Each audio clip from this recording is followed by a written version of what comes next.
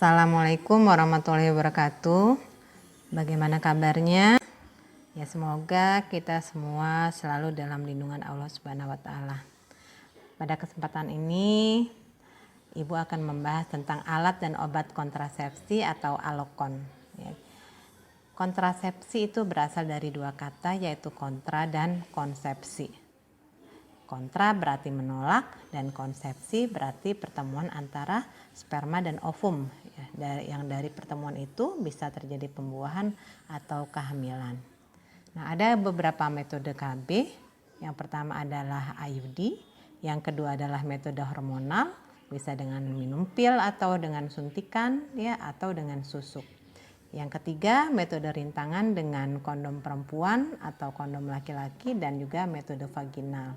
Dengan yang keempat adalah metode pembedahan baik bagi perempuan maupun bagi laki-lakinya. Kalau untuk perempuan namanya steril ya atau MOW ya. Sedangkan untuk laki-laki itu dengan vasektomi. Kemudian yang terakhir metode alami itu dengan menyusui ya, dan juga dengan metode memperhatikan masa subur, yaitu kita lihat lendir serviknya. Nah, untuk menentukan metode ini, beberapa pilihan KB ini ada yang sangat efektif, ada yang efektif, ada juga yang kurang efektif tapi sedikit efek sampingnya. Ya, contohnya seperti metode vaginal, kemudian dengan memperhatikan masa subur dan kondom perempuan ini kurang efektif ya, karena beberapa faktor yang mempengaruhinya. Namun efek sampingnya sangat sedikit sekali ya. Dan yang pasti untuk kondom itu dapat membantu melindungi dari HIV atau AIDS ya, dan juga infeksi menular seksual. Sedangkan metode kondom pria juga bisa melindungi dari HIV. Kemudian untuk menyusui itu pun sangat efektif, namun kalau misalnya menyusuinya tidak eksklusif itu juga bisa terjadi pembuahan. Ya. Sedangkan pil itu mudah dilakukan tapi itu juga ada efek sampingnya ya. Yang paling efektif atau yang sangat efektif yang pertama adalah suntikan ya, suntik, kemudian IUD dan susuk itu sangat efektif, tetapi ada efek sampingnya, nanti kita bahas. Sedangkan untuk metode permanen yang untuk operasi bagi perempuan maupun laki-laki ini efek sampingnya ada ya, tapi itu juga dapat sangat efektif.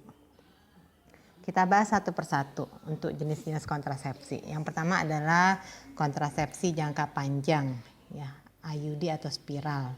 Nah, IUD atau spiral ini adalah alat kontrasepsi yang dipasang dalam rongga rahim ya, atau disebut AKDR ya. Macam-macam bentuk dari IUD-nya, ada yang spiral, ada yang huruf T ya atau cover T, atau yang bentuk payung. Sedangkan untuk susuk KB atau implan ini dipasang di bawah kulit bagian dalam dari lengan atas sebelah kiri ya. Jadi ada beberapa macam jenis susuk KB. Ada yang 6 kapsul, ini bisa bertahan selama 5 tahun. Ada yang 2 kapsul, itu bertahannya selama 3-4 tahun. Dan yang 1 kapsul ini masa bertahannya selama 3 tahun.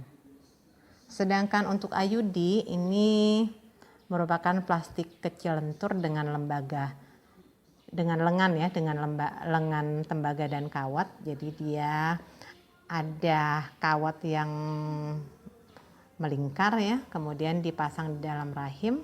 Ini juga sangat efektif sekali, dan apabila itu dilepas untuk kembali ke kesuburan seperti semula ini cepat sekali ya, dan juga aman.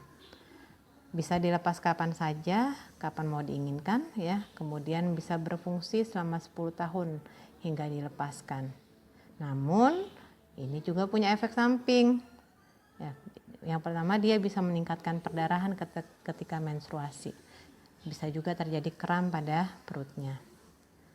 Nah, dan alat ini biasanya tidak cocok jika ada lebih dari 1 mitra seks atau pasangan yang berhubungan seks dengan yang lain ya. Tapi janganlah ya, jangan sampailah kita berhubungan dengan yang bukan dengan pasangan kita. Yang kedua adalah kontrasepsi jangka pendek, itu dengan suntik KB ya.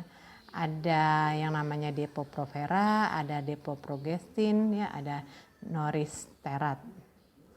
Nah, yang jangka panjang ini suntikannya setiap 2 atau 3 bulan sekali. Ini sangat efektif, kemudian mudah menghentikannya, tapi butuh waktu lebih lama untuk bisa hamil kembali. Sedangkan suntikan ini aman ya, aman untuk hampir semua perempuan, namun ada perubahan menstruasi dan itu pun tidak berbahaya sebenarnya ya. Dan untuk metode suntik ini tidak ada perlindungan terhadap AIDS atau IMS. Kemudian yang selanjutnya adalah kontrasepsi mantap atau kontap. Ini untuk mencegah terjadinya kehamilan dalam jangka waktu yang tidak terbatas. Ini yang Ibu sebutkan tadi ya. Ada metode operatif pria atau MOP atau vasektomi, ada metode operatif wanita atau MOW. Dapat juga disebut dengan tubektomi. Jadi kalau untuk laki-laki yang ditutup adalah saluran sperma ya. Sedangkan pada wanita yang ditutup adalah saluran telurnya, tubanya yang ditutup, yang diikat. Nah, kemudian yang selanjutnya adalah pil KB. Pil KB tadi sudah Ibu jelaskan ya. Ada yang mengandung satu macam progesteron ya. Kemudian untuk ibu menyusui ada yang namanya jenisnya Excluton. Nah, pil ini diminum tiap hari. Kemudian dia efektif, aman. Kemudian nah ini berbeda dengan suntikan tadi. Kalau suntikan tadi bisa perdarahannya bisa pada saat dia menstruasi itu bisa nyeri ya.